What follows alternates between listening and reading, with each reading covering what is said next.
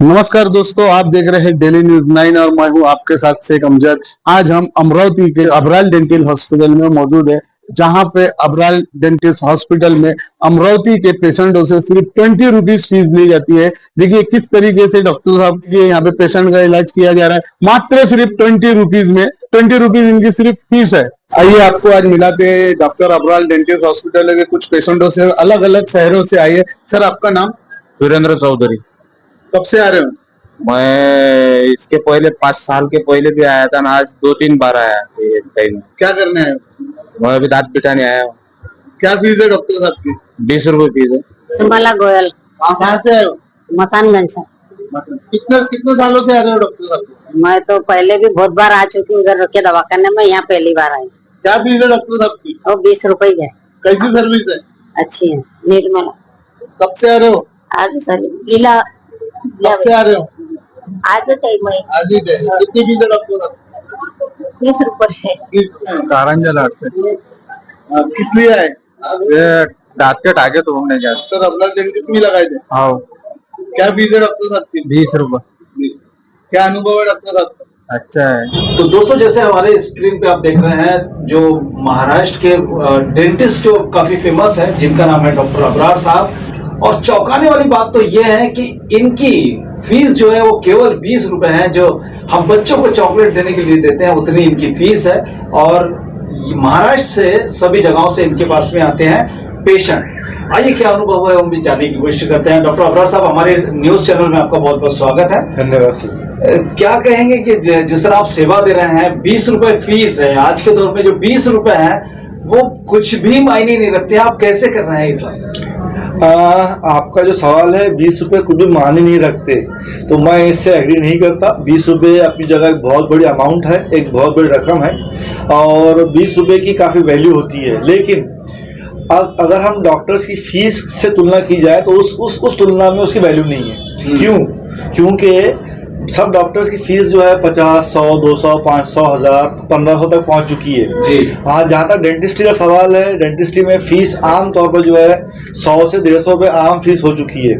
लेकिन मेरा ये सोचना है कि डेंटिस्ट जो होता है कि ये डेंटल पेन से संबंधित है और दांत का दर्द जो होता है बहुत भयानक होता है और दांत के दर्द को सुसाइडल पेन कहा जाता है। मेरा ये सोचना है कि दांत के दर्द का कोई पेशेंट जो ऐसा हो, जो बहुत ज़्यादा गरीब हो, जो बहुत ज़्यादा लोअर तबके से बिलोंग करता हो, तो उसने कभी ये नहीं सोचना कि मुझे दांत का दर्द है या मुझे सहन करना है जब तक मेरे पास 100-200 जमा नहीं हो जाते। अगर फीस, मैं अकेला डेंटिस्ट अमरावती शहर में अगर फीस मैं 20 रुपये रखता हूँ, तो जो सबसे निचले तबके का इंसान है, जो दांत के दर्द से परेशान है, मजबूर है, वो खुशी खुशी 20 रुपये लेके आ सकता है और अपने दर्द से राहत पा सकता है। क्यों? क्योंकि डॉक्टर का एक धर्म है कि वो दर्द का इलाज पहले करे। हमको क्या है, तपासने में सिर्फ 2 मिनट लगते हैं, 5 मिनट लगते हैं, लेकिन 2 मिनट में अगर हम उसका तपास करके उसको सही दिशा देकर उसका दर्द कम कर सकते हैं, तो ये डेंटिस्ट के लिए बड़ी उपलब्धि है, डॉक्टर के लिए बड़ी उपलब्धि है। तपासने के लिए सिर्फ 20 रुपये लेता हूँ, ताकि अपना देश का हर नागरिक, अपने जो समाज का हर व्यक्ति जो है, वो कम से कम पैसों में तकलीफ से राहत पा सके। ये कैसे आपके मन में है? क्योंकि आज के दौर में 200, 300, 400, 500 सिटी के हिसाब से उनकी फीस होती है, लेकिन आपके मन में कैसे है कि 20 रुपए या फीस रखें? 20 रुपये में मैं संतुष्ट हूँ। मेरा समाधान है, मुझे तपासने के लिए पेशेंट कंसल्टेशन फीस जो लेता हूँ उसके लिए मुझे हार्डली 2 से 3 मिनट लगते हैं और 20 रुपये एक अच्छी काफ़ी रकम है, एक बड़ा अमाउंट है। 20 रुपये में एक बच्चा खुश हो सकता है और मेरा सोचना है कि बस हर पेशेंट को पेन फ्री कर सकते हैं हम 20 रुपये के अंदर। बाद में इलाज जो करना है वो आज़ाद है, वो अपने पैसे के एडजस्टमेंट के हिसाब से वो बाद में इलाज करा सकता है। लेकिन बार बार मैं ये कहूँगा कि हर एक पेशेंट को पेन फ्री हमको करना है जल्द से जल्द। उसने ये इंतज़ार नहीं करना मेरे पास 100 रुपये जमने के है, 200 रुपये का जुगाड़ होने का है और बाद में डेंटिस्ट के पास है कि डॉक्टर पास जाऊंगा। कम से कम मुझे लगता है कि हर डॉक्टर का ये फ़र्ज़ है कि वो कम से कम पैसों में पेशेंट का कंसल्टेशन करके उसको पेन फ्री कर दे और अगला इलाज क्या होने वाला है, क्या करना है, उसको गाइडेंस दे दे। बाद में वो क्या करना पेशेंट जानेगा। हर फील्ड में कॉम्पिटिटर होता है, क्या आपकी भी फील्ड में कॉम्पिटिटर होंगे? क्या आपका वो विरोध नहीं करते हैं कि वो आप 20 रुपए फीस में कर रहे हैं करके? विरोध शुरुआत में हुआ था कि भाई 20 रुपए फीस बहुत कम हो जाती है, अपने प्रोफेशन का दूसरे डॉक्टरों पे भी असर पड़ता है। हाँ, दूसरे डॉक्टर पर असर पड़ता है। और लेकिन मैंने कहा कि भाई हर आदमी की अपनी अपनी मर्जी है, हर डॉक्टर का अपना अपना एक सोचना है। मेरे लिए 20 रुपये काफ़ी बड़ी अमाउंट है और एक अच्छी खासी रकम है, और मैं समाधान रखता हूँ 20 रुपये में, इसलिए मैं 20 रुपये लेता हूँ।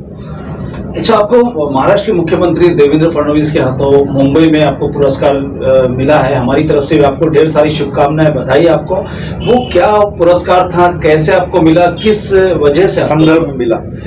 मैं आभारी हूँ सकाळ का, मैं आभारी हूँ हमारे राज्य के मुख्यमंत्री साहब देवेंद्र फडणवीस साहब का, कि उन लोगों ने मुझे इस लायक समझा कि उनसे मैं अवार्ड लूँ। बस उनको ये मालूम पड़ा था कि पिछले 30 साल से मैं डेंटिस्ट होकर भी सिर्फ 20 रुपये में तपासनी करता हूं, और हर व्यक्ति, भले ही वो देश का पीएम हो या किसी राज्य का सीएम हो या एमएलए हो या खासदार हो या कोई बिजनेसमैन हो या कोई भी आदमी हो, हर आदमी इस बात से खुश होता है कि सामने वाला कोई व्यक्ति किसी का भला कर रहा है।